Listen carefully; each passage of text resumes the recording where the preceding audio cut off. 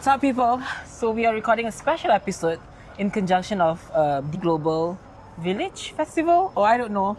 I have to find the meaning. I'll put it here. What is the event? So basically, we are, as you guys know, we are both professors at the. So our faculty is international. They came from all over the world. For example, I'm Malaysian. I come from Malaysia. Where are you from? Mexico. Saludos. Oh my god, bro. We have to learn something. Every time we start a podcast, we always have to say that, hi guys, welcome back. My name is Ash and... My name is Rafa. And this is Not Like Us podcast Beyond the Classroom. Today is a special day because we are recording a special episode. So today we're going to talk a little bit and you're going to see a lot of footage about people come from different culture, people from Kazakhstan, people from Turkey, people from India, from Pakistan. Where are they from? From South Africa, many of them. Russia, Germany, Yes. US, Yes. England, There are many people around. Turkey. Yes. So today we're gonna kind of like, you're gonna see some footage, and also we're gonna talk a little bit about how is it working in the international background. All right. Yeah. And remember to like us and subscribe and everything. Yeah. Honestly, guys, you have to really click like and subscribe because everybody is watching but not liking and subscribing. That's true. What's the point? Like, all right, we want to shoot in the Yurt, but people are still shooting inside, so we have to more improvise a little bit. So the point of having this special episode is because it's talking about multicultural, international background and all tradition, right? We're going to talk about that. So we're just going to be talk about a few topics on a few kind of questions. And I'm going to ask Rafael this question. So we're going to go back and forth, right?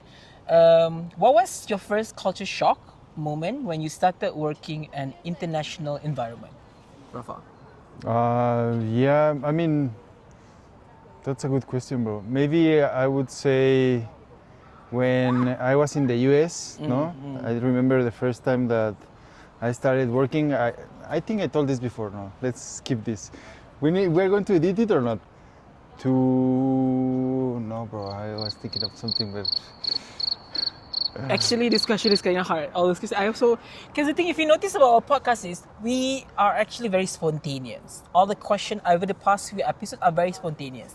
We don't practice. Whatever that you're saying is natural. So whatever that you're saying, Rafa, it's like, stuck right now. Even I'm stuck, right? Okay, let me answer it first. Maybe on top of my head right now, one of my culture shock is, I remember when I was doing a project with my teammates from India. So in Malaysia, it was pretty common that you ask for household income in a survey. It was normal to ask how much people earn. But apparently in India, no, you cannot ask how much people are earning. So that was one of my shock. Yeah. that's a good one, bro. Also, I would say, for example, for me as a Latin American, it's very kind of our culture to separate, right? Like the personal things from the professional things or the work things. But I realized that there is many cultures, right, or many other countries where you cannot, right? It's part of everything the same.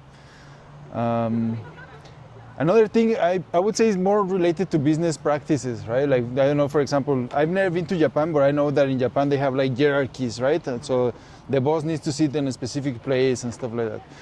Or, for example, with food, no? With food, in some places where, for example, my mom taught me when I was a kid, when you eat, you don't have to make noise, right? And for me, it's like a good education thing. But in other cultures, right, making noise is actually a sign of like the food is good, no? Or it's like a good education thing. It's in Japan actually, bro. So in Japan, when you slurp the noodle, means that you really enjoyed it. And they make a lot of sounds. Like even in Malaysia, we were told not to kind of like have sounds when you eat, and the cutleries cannot have sounds. But yeah, that was a good one, bro. That's a good one. Yeah. All right, let's move on a little bit about another question, like working in a multicultural setting. How does it change you, bro?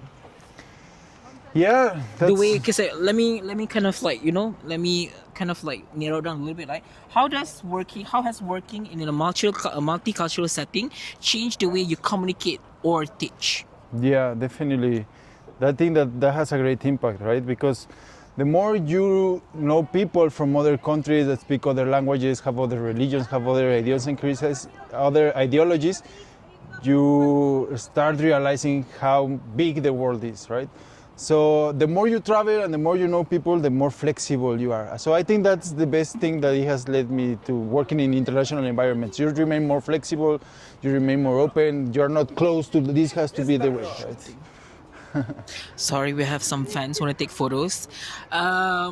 Yes, go take photo with them. Rafael answered. We can move there Yeah. in a bit. Rafael will come back. I'll answer the question. Go, Rafael, take photo with him. Yeah, Okay, of I'll course, answer this of question. course. Since Rafa is away, because I have this course. answer with Rafa. So when I first get to know Rafa, and Rafa is a Spanish speakers, right? You can take photo first. Rafa is a Spanish speakers. So I didn't know this about Spanish speakers, that they are very passionate when they talk. So there were many times that I had to fight with Rafa because I thought that Take he his was second. No, screaming take at it, me, take he was it. raising his voice to me. But in actuality, actually it's not. He was actually just passionate. Latin speakers or Spanish speakers are very passionate. That's why okay, Rafa is back now. I was telling them that, remember we had a lot of fight because I thought you were raising your voice to me, but actually no, it was just the way you talk. Yeah, that's Yeah, so I didn't know this. Then after I started watching a lot of like Spanish movies, Spanish telenovelas, and I realized, okay, this is just the way Spanish speakers speak. They're very passionate. They're not raising their voice, just the way they speak, right? So it's something that I think kind of changed the way I perceive people, right? And another thing is, since we are in Kazakhstan now, where mainly people speak Russian, I don't want to be controversial. Their main language is Kazakh, but mainly because we live in Almaty, they speak Russian. And Russian speakers are very monotonous and very strict, bro. And sometimes I feel that when I speak to my colleagues who are Kazakh or Russian, I thought that they are actually mad at me. Yeah. Right, it sounded like they were mad, right? But actually, no, it's just the way they talk and it's their language. Because language shapes the way you speak, actually. So the reason why when we came here, people were like, so, oh my god, your class is so interesting, is because both our languages are very passionate language, right? Spanish is very passionate, and actually Malay language is very romantic language. That is why, right? Correct. Correct. I don't know. I'm thinking of more differences, but yeah, one thing that I want to mention is that some cultures, like the Kazakh or the Latin American, I would say even the Malaysian, the Malay, is more family oriented or more like collective oriented, right? You think about the community, you think about the team, you think as a whole. But in other places, like especially in the US, it's very individualistic, right? So it's all about you. You have to do it. You have to overcome the obstacles and stuff, right? You don't care that much about the community. It's about yourself all the time, right? So that's another interesting. Bro, I'm glad you brought it up. Yes, growing up in Malaysia, when we went to business school, we went to MIT, we went to Boston, I realized that my American friend, they are very individualistic. It's all about I. Where in Malaysia, I was raised as we.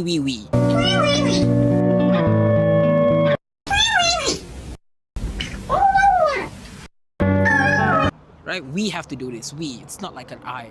So there was a good thing that you brought it up, right? So we're gonna walk around.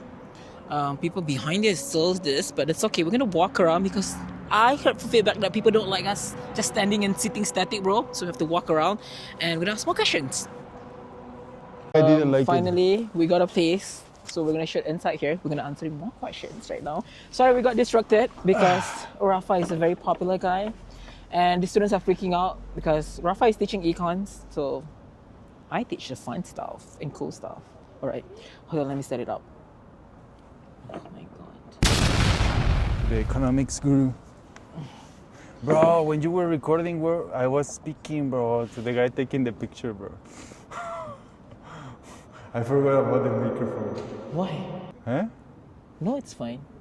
Because you will be speaking and then we will be like, yeah, bro, don't worry, he's taking the photo, bro. Maybe we should wear the Kazakh things, bro. It's too much, no?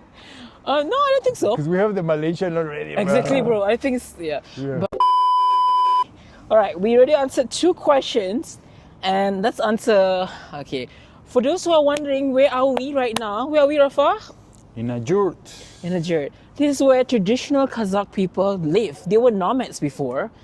I have to find the facts. I did not find the facts, but if I know that this is how they lived before, right? Yeah. And one thing that it's important to mention about the Kazakh culture, Kazakh actually means nomad. So Kazakhstan is like the land of the nomads. And one of the reasons why they have very high ranking in hospitality, they are very good hosts, is because they understand the importance of being a good host, right? When you're a nomad and you're looking for a place to cover from the cold, or you're looking for food and you knock on a door, and they won't open, that might mean death for you, right? That might mean the end for you.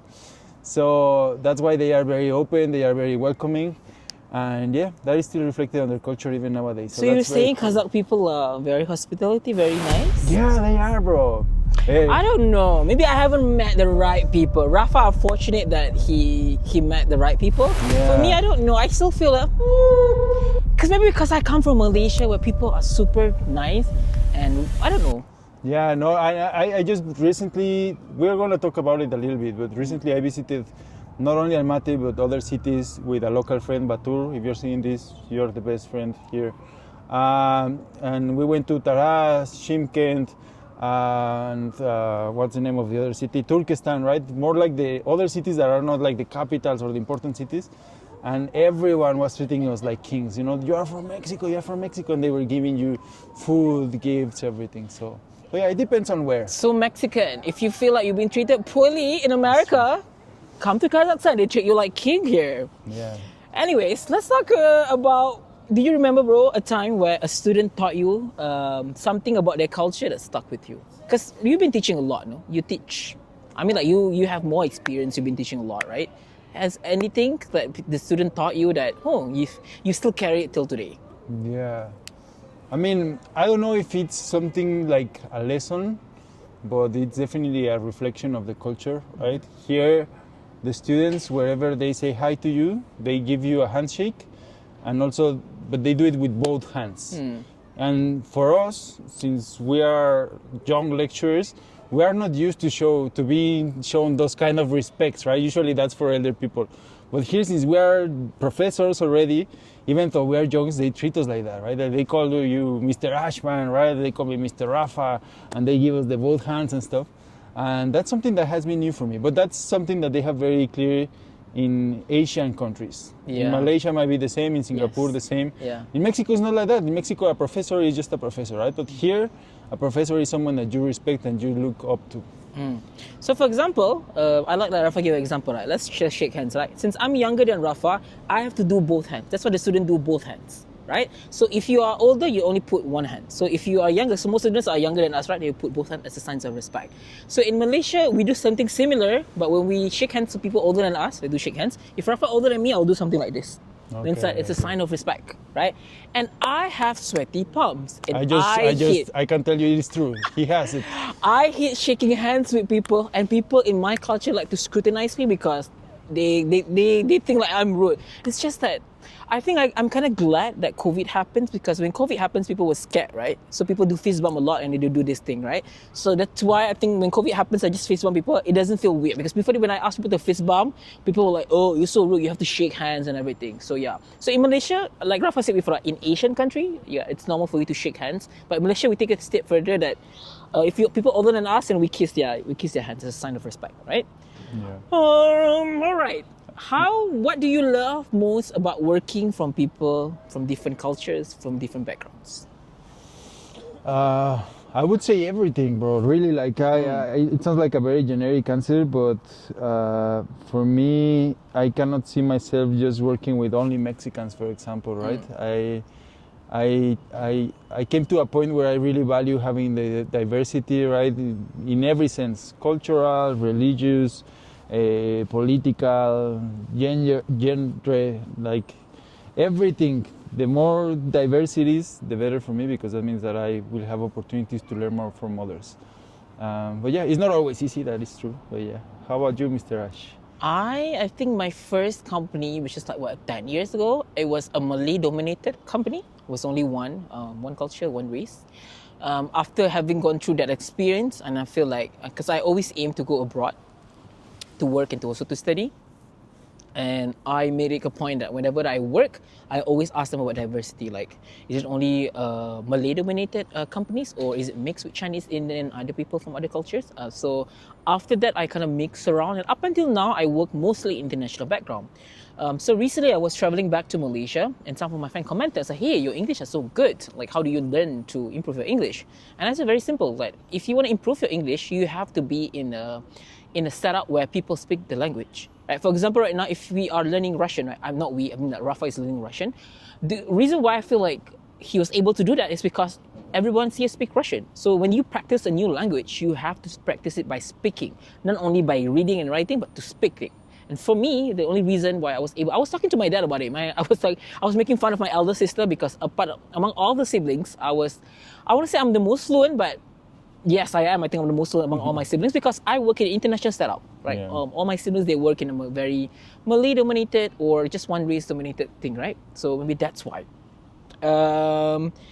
If you were to ask me what do I love the most about working in people with different backgrounds, you gotta learn you learn something from them, right? Yeah. You not only learn about their knowledge, but you learn about their culture, their body language. For example, I learned before that in Iran, doing this means it's fuck you.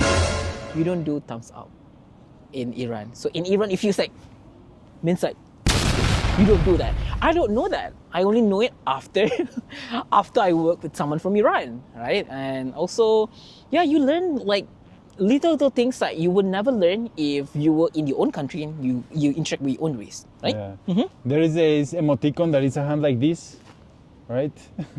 And here is like all my Kazakh friends, they always end it like, yeah, good, see you soon or whatever. Where in Mexico is literally like a bad word. So it's like a bad sign, right? So yeah, for Mexicans. And I don't know, what does it mean when people do this to you?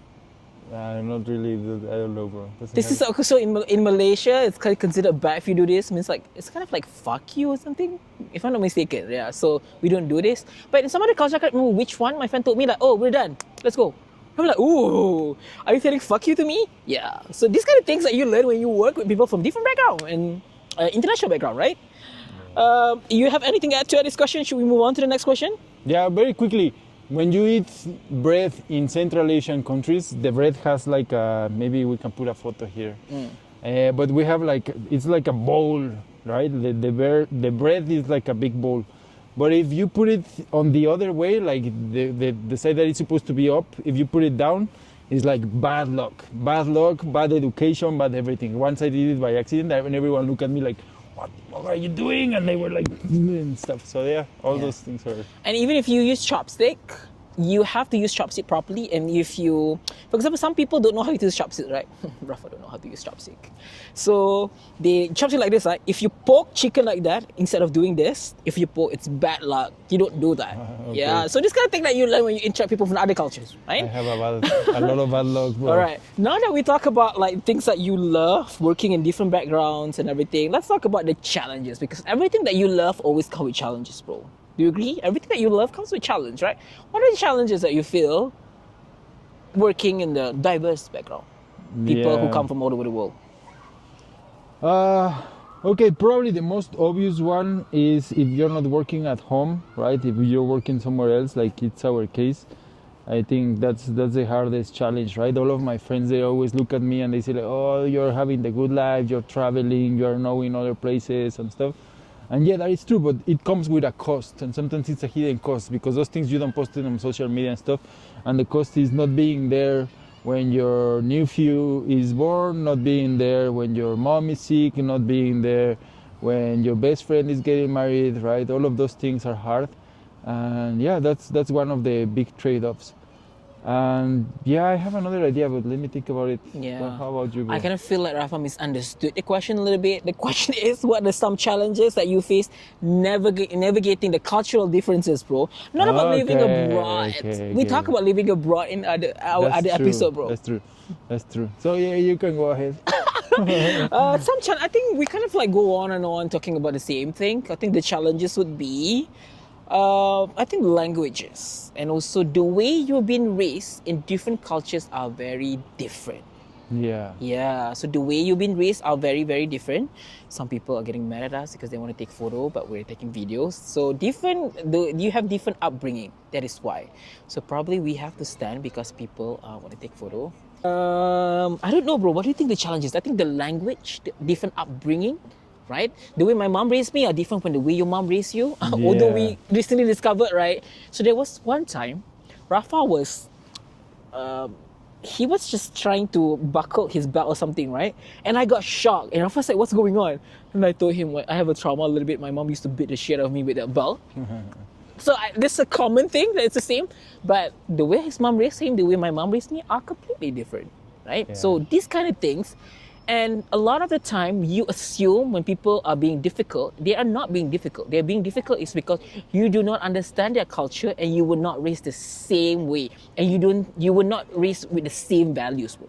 That's the most, I think that's the key point. You were not raised with the same values. Yeah, yeah, and I would say that's not depending on which country you're from necessarily, right? Like, for example, you can have your own personality and be like very chill and try to not stress, but for other people they are too apprehensive, right? And they like to stress and they like to take everything under their control and stuff. So yeah, navigating those kind of differences, it's a great soft skill that you need to have. Yeah.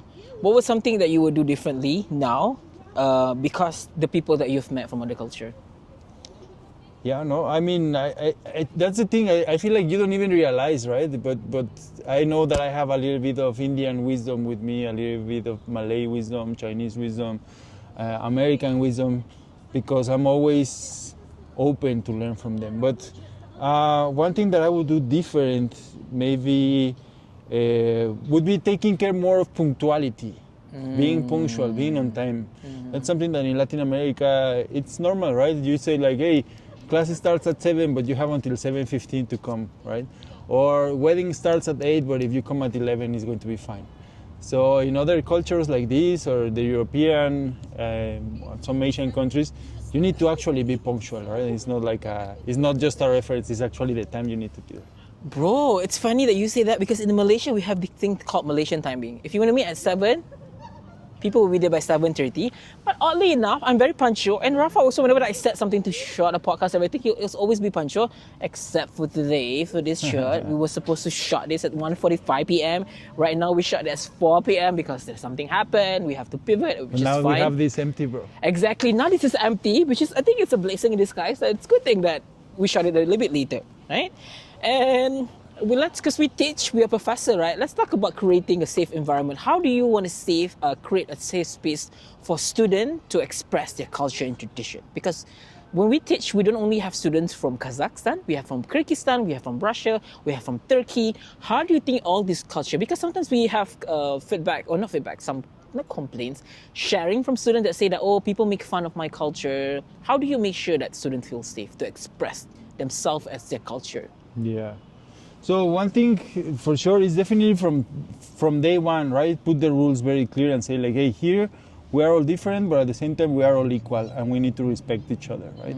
Since day one, I always make it clear, like I don't care who you are, I don't care what's your last name, what's your whatever, like here we are all the same, right? So try to create that kind of environment is important. And the second thing is also be very like being culturally aware and staying informed, right? For example, here, in Kazakhstan, something that it's like a taboo topic is the war in Russia, right? And all of these things, right? So I don't want to go deep in that, but here we have some Russian students. So you cannot be like, say, oh, you cannot just openly say what you think because you don't know what the students think or what's their background or right? So just be culturally aware so that you can understand what's going on in the classroom and prevent those kind of situations that might be disrespectful or awkward or whatever, harming for some students, right? Yeah. I will always say, I kind of, the same thing also in the first day of class, I always set up this rule. I always say that be kind and respectful. Not only kind to other people, kind to yourself though. And I always say this, this is my exact word, right? Depending on which level I teach. If in undergrad, I will say this. If you be a bitch to me, if you be a bitch to other people, I'll be a bitch to you because I'll match your energy, right? You don't want to be a mean bitch because who's the meanest? It's me. I could be mean if I want to. If I'm not a teacher, you would not survive me, right? So I will always say that. Do not be a bitch. Be nice. Be kind to other people, right? We are moving on. We are almost at the end of our segment, bro. Our episode. My second last question is, do you think that now that you are part of the global campus, because only in Kazakhstan, our main campus is actually in Leicester, we have in Dubai, we have in Kazakhstan, and now we also have in Cambodia. Do you think being part of this global campus has made you and also made you more adaptable and more empathetic? Do you think so? Yeah, I think yes. Well, I would say more than this experience making me more empathetic, of more I would say we found each other, right? Because everything that I've been wanting since I was a kid and everything that I have done for the last 10 or 12 years has been oriented into getting to these kind of communities and these kind of spaces where multiculturality and diversity is encouraged and respected, right? So now that I found it, I feel like I'm like a fish, swimming in the sea. It makes a lot of sense for me. Yeah. I recently had this thought that every time people came with problem, every time I see problematic people, I always try to put myself in their shoes, try to understand them.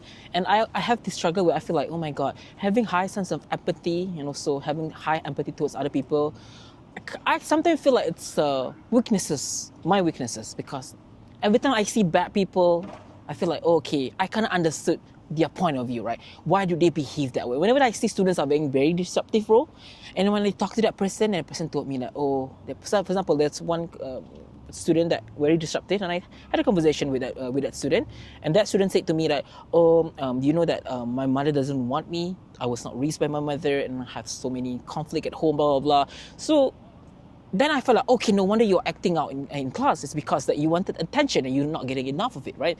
So I think definitely being in this kind of like environment has made me more empathetic. I am ready as a person.